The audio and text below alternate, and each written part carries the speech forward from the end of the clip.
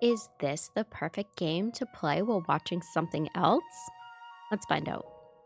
Spirit Tea is a cozy game with some management elements, some mild puzzle solving, and relationship building. The game focuses on running a bathhouse, which is actually fairly chill and not too stressful, unlike some other management games. But it also has some fishing, bug catching, mini games like cooking and karaoke, and some other fun surprises. The tutorial is straightforward and gets you started with the basics, like introducing you to the townfolk and allowing you to do some exploration before tossing you into the game. This game gives you a lot of freedom to do as you please.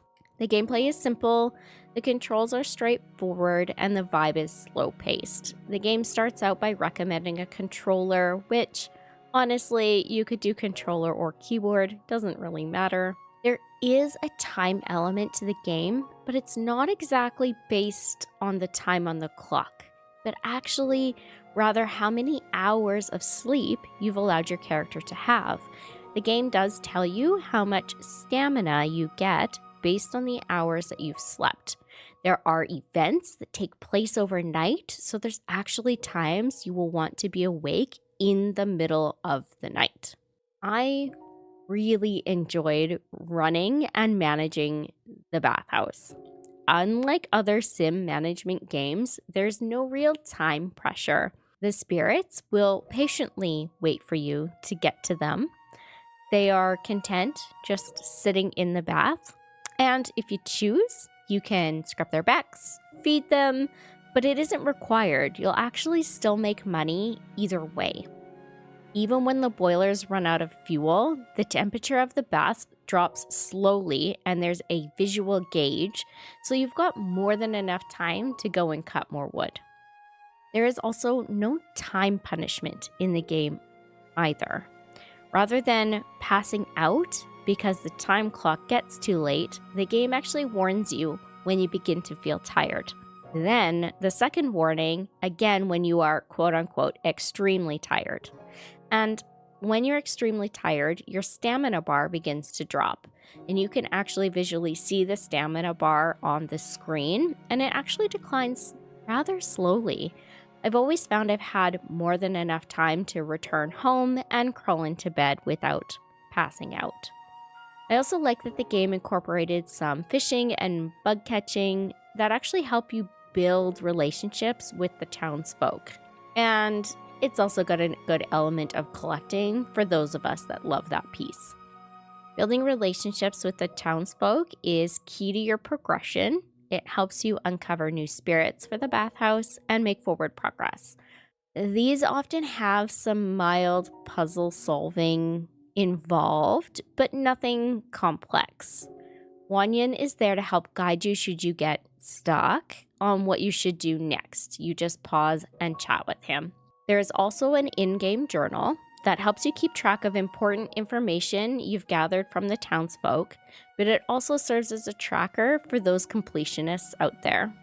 For people who like a bit of a faster pace, the game adds the cooking and karaoke mini games, but neither of these are required for progression.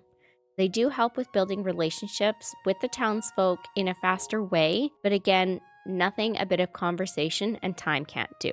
You can easily get lost in running a bathhouse and completely forget to progress the game. I definitely did this.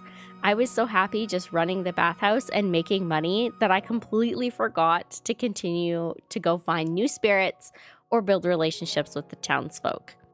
There is no farming in this game, so you will need to access the various different shops and speak to the various townfolk in order to get the items that you require to run your bathhouse, but also for different recipes that you intend to cook for your spirits. Sometimes building relationships with the townsfolk can be a bit daunting, but if you invite them to do activities with you, like cooking, fishing, bug catching, etc., it becomes a little bit easier. Within the first 2 hours of the game, I'd say you'd get an okay sense of what's going on and what you could do, but depending on your playstyle, there's a good chance you're not going to achieve too much.